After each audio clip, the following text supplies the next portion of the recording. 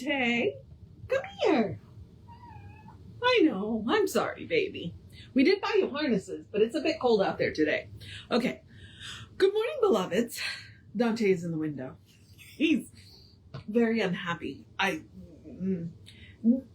Okay, so we're on vacation. We are on vacation. So both of us are in the house. And we were literally in the house all day yesterday. And the cat's like, what the heck? And so this morning he's just like, I don't know what to do. Come on. Come on. No. He just sauntered out of the room. So, yeah. Which is why I'm an hour late doing this. Because I just got sidetracked and was doing my own thing. And was like, oh, I should probably go do this. All right. So we are doing your spiritual power. So let's do the housekeeping. And all the housekeeping is me reminding you that we are Creative Life Spiritual Center. Website is creativelife.org. Constant contact email, info@creativelife.org. If you will email that, you will get one email a week, unless something unusual happens. Usually it's weather related. And because it's a real person doing it, he just doesn't have time for more than that. The email tells you what's going on for the week and the month. The hot links are hot. So if it says click here now, it means it. And it's a blind CC. Nobody's going to see your email. You won't get on anybody else's email list because of us.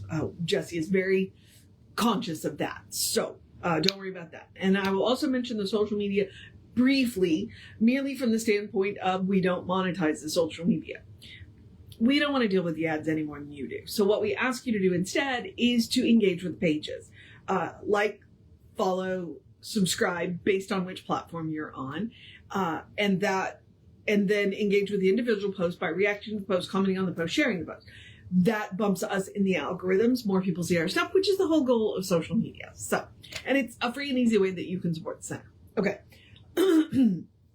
So now, your spiritual power is a collection. It says so right here. A collection of inspirational writings. Basically, it's some of Ernest Holmes' stuff that wasn't readily available other places. We just started a new book, Think Your Troubles Away. And what's really cool about Think Your Troubles Away is it's a collection of Ernest Holmes' Science of Mind magazine articles, which is really cool. Jesse has one of those, More Than We See, and it's a collection of his Science of Mind articles because he has a question and answer thing. So that's really cool, you know. I have half a mind to do that one, but we'll think about that. Okay. So, yeah, we've just gotten started on this one. So I don't know what I was about to say. I just completely got off track on everything because I've got this much left. I need to find a new book. I don't know what I'm going to do. I have some other Ernest Holmes books, so we'll look at that. Unlike Emma, like Emma's chapters are an hour because I read chapter 5 yesterday. 56 minutes. It took me exactly 56 minutes. So, all right. So we are doing Think Your Troubles Away. Let me get, I don't know why light doesn't want to come on. Highlighter. Okay. Think Your Troubles Away. The title of the article is A New Faith. People are instinctively religious. By instinctively, I mean that we are born with a religious sentiment. But many will declare that this instinctive religious concept is based on fear, that people have always been afraid of the unknown and have sought to appropriate it. Perhaps many of our religious ideas are the result of fear, but it is unthinkable to suppose that a sentiment which is universal in the human mind and which rises in the intellectual scale with the evolution of the intellect can be delusional. After all, is it not true that instinct may be interpreted as one of the avenues through which the spirit reveals itself to us? It is entirely possible, on the other hand, to say that many forms of religious worship are the result of mistaken concepts of the nature of reality or God. It seems, however, a dangerous thing to take a person's religious convictions away from them unless one is in the position to give them better ones. And that, Yeah. That's one of the tenets of science of mind. One of the reasons why we are not and the word just popped right out of my head, a proselytizing religion. We don't go out and try and convert people.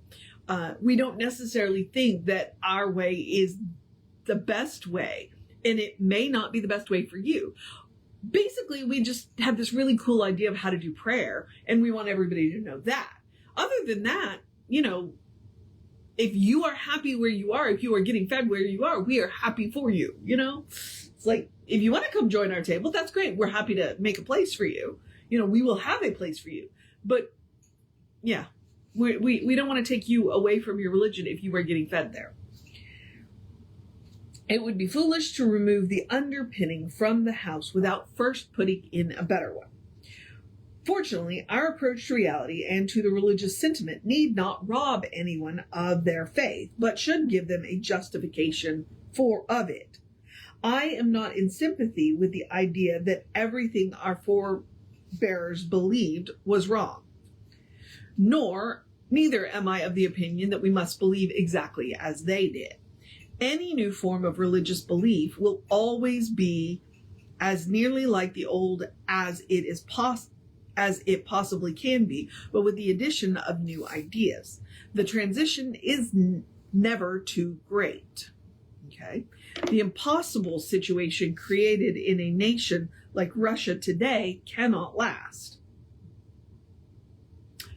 Kind of curious about that now, because this was probably written almost 100 years ago. The impossible situation... Oh, wait. Okay. Well, I might as well read it again. The impossible situation created in a nation like Russia today cannot last.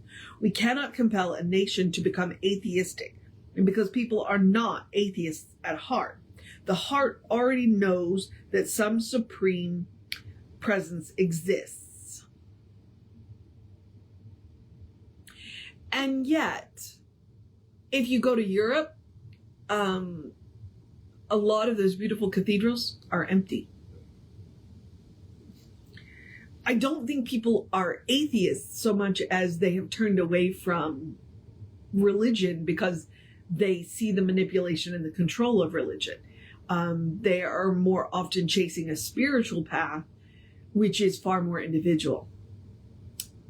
And I don't know if that's a good thing or a bad thing. Not only do we instinctively believe and sense such a presence and intelligence, but everyone, insofar as they sense it, believes in it, finds a compensation for that belief in their own thought, and they will not allow themselves to be robbed of it. The religious sentiment itself will rise triumphant over any attempt to discard it.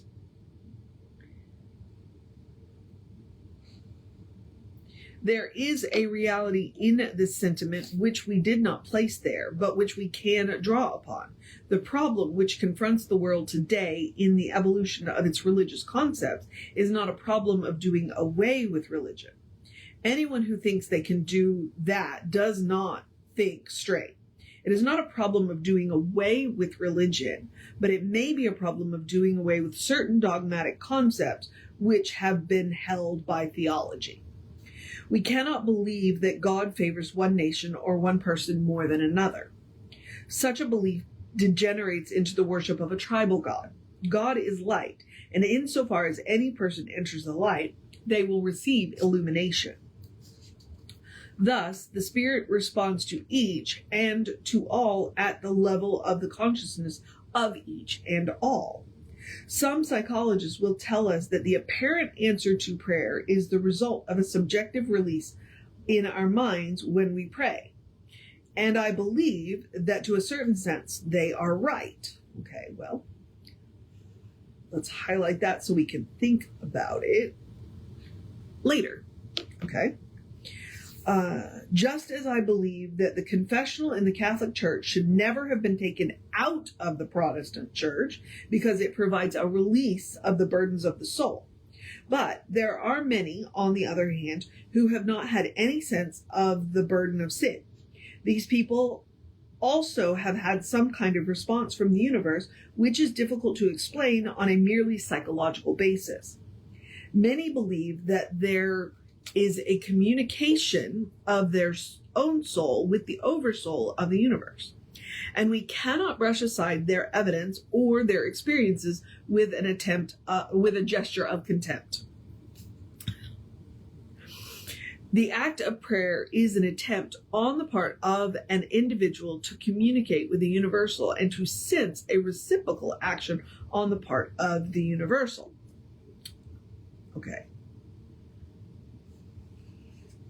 That is the best explanation of prayer I've seen in a while. Now, we can either do this or we cannot. If we cannot, there is no use in trying. If we can, it is a healthful and happy exercise, both for the intellect and for the soul. I assume that we can commune with the universal mind and that it responds to us. If it can, then it must. I believe that it is its nature to eternally express itself through us, that it is its nature to respond to us. It is its nature to enter into us.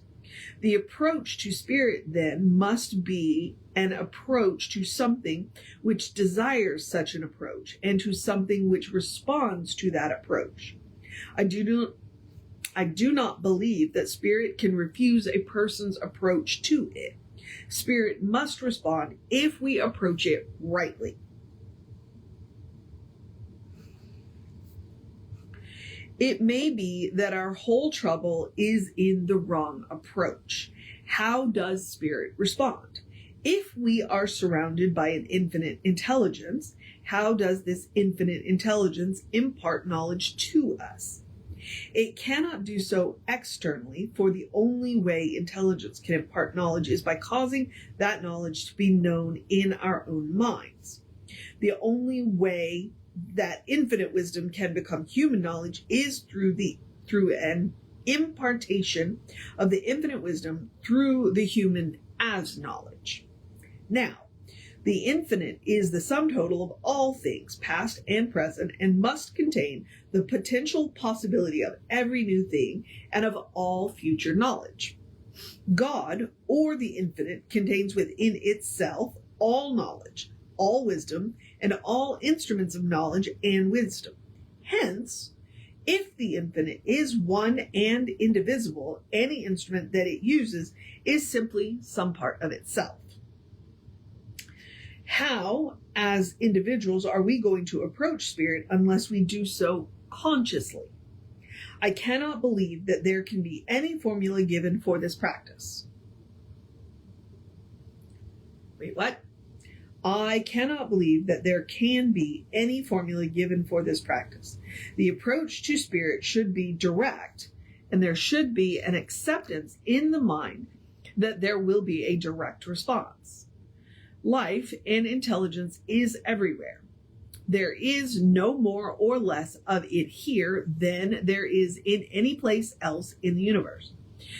There is no place where God is not. A spiritual mind treatment, effective prayer, is for the enlightenment of the mind that the mind may directly receive it.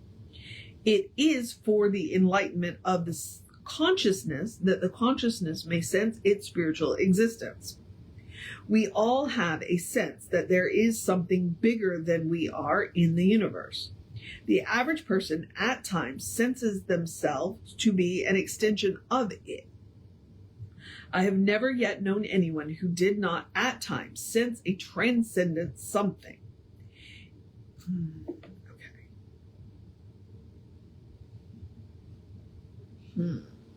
Okay. It is the spirit in us, and our sense of this inner spirit expands the consciousness, heals the body, and brings a betterment of circumstances in our experience. The conscious approach to the spirit is the first matter. The conscious approach to the spirit is first a matter of faith. Okay. All right. Ernest. The mind cannot contain that which it rejects. It cannot demonstrate that which it refuses to accept. And I think right here lies perhaps the crux of the whole matter. The response of the Spirit to us must be equal to our faith in it. It is always reciprocal, always mutual. The response is by correspondence. As a person beholds the image of their face in a mirror, the Spirit is a mirror before which we hold our minds with all of their thoughts, beliefs, fears, and faiths. The mirror reflects back to us an exact likeness of that which is held before it. Okay. He does use the mirror analogy a lot, and it makes sense. So, how then shall we generate faith? Well, yep, that is the question for the ages. Here is where a knowledge of science and mind serves us. Faith is a mental attitude and can be consciously generated. The Spirit works by self-pronouncement, never by denial. Okay, that's interesting. We use denials, but Spirit doesn't. So that's, okay. Its words are yea and amen. We must learn to live affirmatively. This is the secret of success in using the creative power of our thought affirmatively. At times, we deny the necessity of the reality of that which ought not to be. And we make this denial in order that the mind shall the more readily affirm that which ought to be.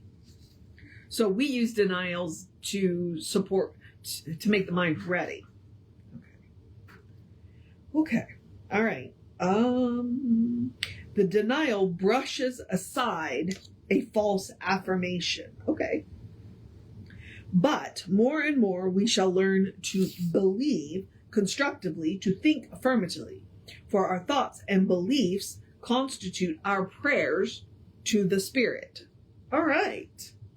For our thoughts and beliefs constitute our prayers to the Spirit. We should learn to live by faith, but we must first learn how to have faith. And if we shall strip the idea of all mystery, we shall soon discover that faith is a complete mental acceptance, an unqualified agreement with an idea.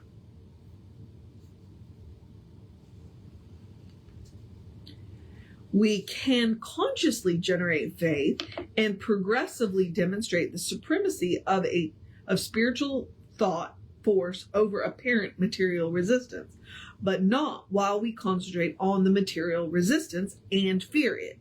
Hence, we must overcome fear by the denial of its power. We must generate faith by the affirmation of its presence.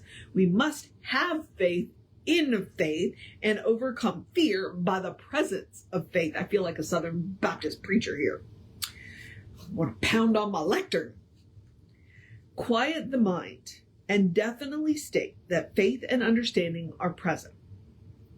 Mentally state and spiritually feel that a conscious and constructive presence pervades all life. Affirm that the Spirit wills to respond and that it does respond.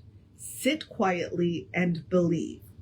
Now state your desire as simply as possible, using only such words as have real meaning to you. Never try to use other people's thoughts. You are alone with the cause. See to it that no denial of this thought enters your mind. As simply as you can, create a definite acceptance in your mind that you are being guided into paths of peace and abundance. Feel a response in your thought. Feel that what you state is the truth about yourself. Affirm that you accept and believe and receive. And I like that he says, you use words that are meaningful to you. Never try to use other people's thoughts. When practitioners treat, we speak our word for you, but we're not using okay. hang on. When practitioners treat, that's the whole point of a prac session, is we want to use as many words as are meaningful to you to treat for you. But in the end, we are treating ourselves. We are treating our belief. And then we are holding space for you to believe. So like, I believe whatever it is that you ask me to believe about you that is in alignment with spirit. And I want to use as many words as are thoughtful to you. Now, if I'm treating myself, like, I've had other people write treatments for me, and it's absolutely beautiful. And sometimes when I read them, it's like, okay, well, that word isn't particularly meaningful for me, so I will change them. And one of the reasons why, that's why you will hear a lot of practitioners say, feel free to use my words if they feel right to you, you know. And Ernest will say the same thing. But frequently when I read Ernest Holmes treatments or meditations or anything like that, one of the things I'll say, well, this is an excellent example. Feel free to use them, but change the words. Make it your own. So if you are using other people's, because we do that when we're learning how to treat, we use a scaffolding, you know, to learn how to do it. But what we want to do is put in words that are meaningful to us, words that evoke feelings for us, until we don't need scaffolding anymore, and then we can just treat however we want. Okay? So never try to use other people's thoughts. Always, if you are going to use the scaffolding, as I like to call it, of somebody else's treatment, insert the words that are meaningful to you. And then, as he says in that last line, oh, I'm going to have to put my glasses back on because I turned the light off. Affirm that you accept and believe and receive. If you're going to do a treatment, that's really important. That's a really important part of it. All right. So that is a new faith. So tomorrow we will do a new universe. All right, beloveds. And I don't know what time I'll do it. Today we're leaving a little early to go and do our fun. Tomorrow we're leaving late today to do it because it's an evening thing. And tomorrow we may leave a lot earlier. So I may do this early. We'll see. I've enjoyed not having to get up to an alarm so far this week. So, all right. Take care of yourself. Wait. I'm going to encourage you. Have a great day, a wondrous day, a fantastic day, a magical day, an enchanted day, a wonderful day, an awesome day, an amazing day. A take care of yourself day, and do what you got to do day, a bundle up day, and go do something fun day, a you got this day, a take care of your business day, a cuddle your fur babies day, a drink plenty of water day. Like when the heat's running, it's extra important to make sure you drink plenty of water. It's easy to think about it in the summer when you're sweating, but in the winter, like, you're getting dehydrated. So drink plenty of water. And I just completely distracted myself day, but that's okay. I'm on vacation day. Do what you want to do today, at least a small part of it. Read something amazing, play a game, tell somebody you love them day, you got this day, a good day. And if that's too much pressure, because occasionally it is, simply have a day. You are enough just as you are. You are a beloved expression of the divine. You are a brilliant light, a divine spark, spirit in motion, God in action, a beautiful masterpiece, and a work in progress at the same time, at your own pace. And as Reverend Jesse likes to call us, you are a godly. All right? So explore the truth of your being. Get to know who the divine knows you to be, because the divine knows you to be good. And from there, anything is possible. Anything at all is possible. So, Reverend David should be on around 5 p.m. with you. I'll be back with you, well, sometime tomorrow. As I said, on vacation. I'll do it when I get around to it. Thank you, Connie. You make me smile too. I'll do it sometime in the morning. And other than that, take care of yourself. Know that you are loved. And I will see you next time.